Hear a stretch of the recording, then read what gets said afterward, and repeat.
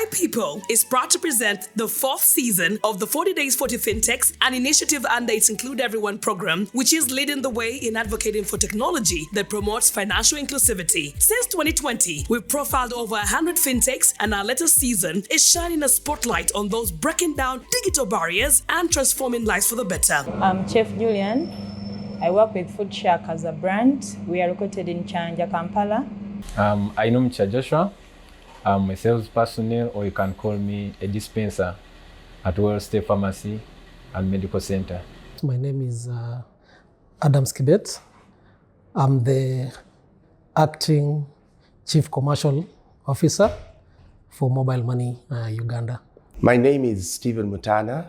I work with MTN Momo or Mobile Money as the Chief Strategy and Stakeholder Officer. In 2009, MTN launched Mobile Money, and it has grown tremendously to 11 million monthly active customers. So it's such a show of support from the people in Uganda. In 2021, in July, the law changed. And what does this mean? A new law called the National Payment Systems Act 2020 came into existence. And the whole reason this law came into existence was because the mobile money industry had grown. So as a result of that, the government found it fitting, as it has been done in other jurisdictions, to have a law and the regulations that guide mobile money. So that is when the official company, MTN Mobile Money Uganda Limited, came into existence. It is wholly owned by MTN Uganda. So MTN Uganda is the parent. It owns MTN Mobile Money Uganda Limited. And you still enjoy the same life-changing services as you did before the law came into existence. Our regulator is the Bank of Uganda, whereas the regulator for MTN Uganda, in very broad terms, is the Uganda Communications Commission. Mobile money means many things to many people, but essentially, mobile money, as many people understand it, was cash in, send money to someone, cash it out. That was the first phase of mobile money, and it is still with us today. We noticed that people were sending money to each other to pay each other. So we then did a bit of research and realized that there was room for businesses to accept digital money, or what you call e-value. So we then launched Momo Pay. MTN MoMoPay is a platform where customers and merchants do the payments. Momo Pay basically was launched because there was need in the market, where our customers are able to go to the outlets, to go to the retailers, to go to the supermarkets, to go to the hotels, the restaurants, and be able to use the service. I started hearing about Momo Pay in 2020. That was around COVID time, and that was still around the same time we opened this business.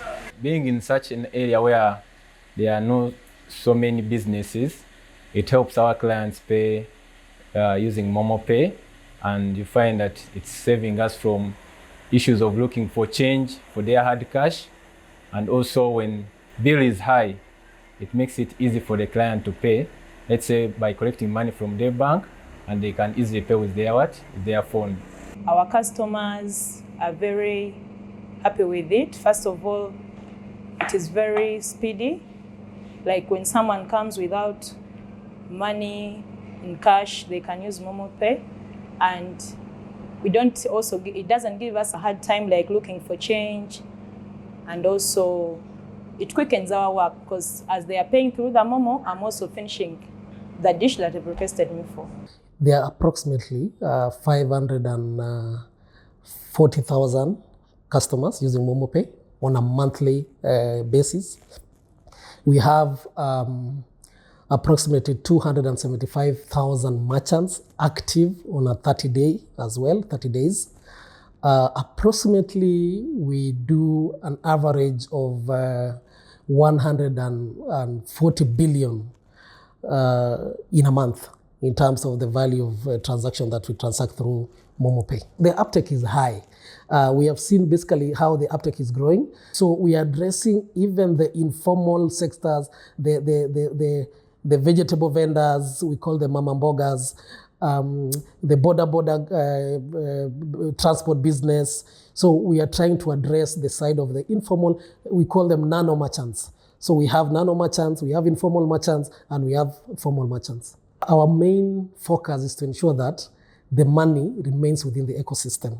So what we are trying to drive is we're ensuring that this informal merchant, when they collect money from a consumer, right? So what we are driving is that informal merchant should not cash out the money. So we want to drive that cashless ecosystem where we loop and make sure that every informal merchant is mapped to a formal merchant to ensure that we remain cashless. So it helps us in a way that we are able to buy our drugs from the wholesalers using the balance we always have on our Momo Pay account.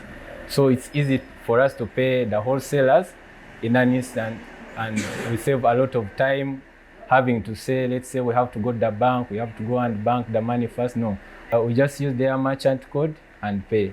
It saves us in collecting fake notes, and also it increases the transparency in our accounting department, because when you have a lot of cash, there are high chances of irregularities. But with Momo Pay, the accountability is visible and easy to track. There are many ways of paying with Momo Pay. You can pay by inputting a code, or you can pay by the shopkeeper putting your number in their device, and then you receive a prompt or instructions to enter your PIN, and the money is removed. Or you can pay using the MTN app, where you open the app, press Momo Pay, and then you can scan what we call a QR code, and you're able to put the money that the shopkeeper has billed you. One of our challenges are sometimes the messages of confirming takes long. Because when the customer comes and they need that dish, you've already done it. So in that process of payment, sometimes the message to come to us as a confirmation takes long. The second one, we have our MTN line, the one we use to receive calls from the customers. The scammers normally use it. They call it so much, scaring us they're going to cut off the Momo line, and yet we are benefiting a lot from it. Sadly, we've seen an increase in fraud, that is online fraud, usually where people use all sorts of what we call social engineering. They get to know one or two things about you, call you and pretend to be someone they are not, for you to either authorize a transaction or for you to give them their PIN. I emphasize, never ever share your PIN with anyone, be it a Momo PIN, a banking PIN, a one-time password. No service provider, not a bank, not MTN Momo or any other fintech will ever ask you for that. We have issues with some wholesalers where we buy from. You find that if you're to buy drugs for a given amount, they will want to compute a certain percentage in that and they add it on the total amount of money you have to pay.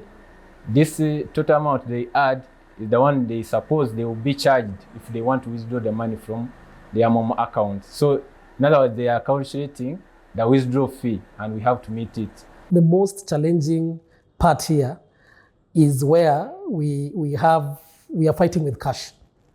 So majority of our customers, they still believe in using cash. Majority of our business people, they still believe in cash. So our biggest challenge is how do we fight with this cash? The biggest elephant in the room is the cash. So we have other advantages that we give value proposition to our merchants out there. So we try to train them and also to understand how risky is to handle the money, how faster it's easy for a business person to accept the cashless economy, how it's going to benefit even the government itself. 40 days, 40 fintechs. It's an amazing program. I got to know about you in 2020, and you gave us such hope. I remember what Miss Steele.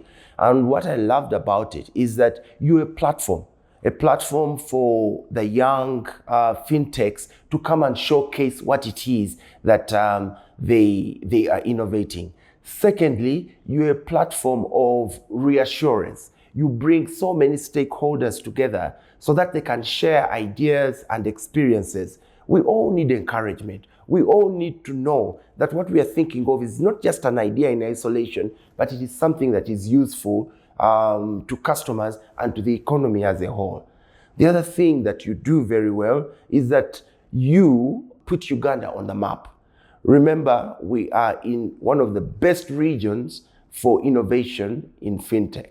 Our neighbor Kenya is the world leader, and we are very close to Kenya. So East Africa is seen as a home or a bastion of fintech innovation. So 40 Days, 40 FinTechs helps us elevate the great work that is going on, the skills that are available in Uganda, and most important, the life-changing and impactful contributions by youth, women, men in our society. How I wish it would not only be once a year, how I wish you'd do it more frequently, and even get into some of the schools or colleges at the formative layer. And I know these people, students, do come to the events, and nothing makes me happier than seeing young minds engage with technology and all the benefits that we get from it.